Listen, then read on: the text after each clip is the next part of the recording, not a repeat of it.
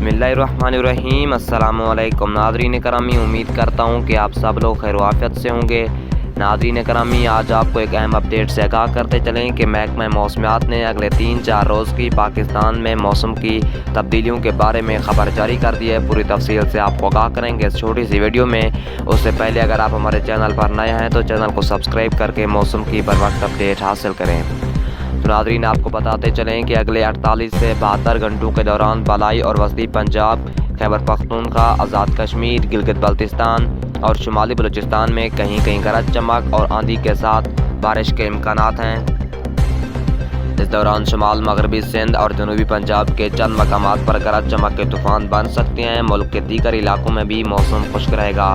नया बारिश का स्पेल कल से मुतवक्के 4 अप्रैल तक जारी रहेगा। शिद्दत मोतदल होगी, जबकि गढ़ी, कमरखेल, औकज़ाई, दरगई, ठल और हंगू के बाज़ इलाकों में मोतदल से ज़्यादा बारिशें होंगी।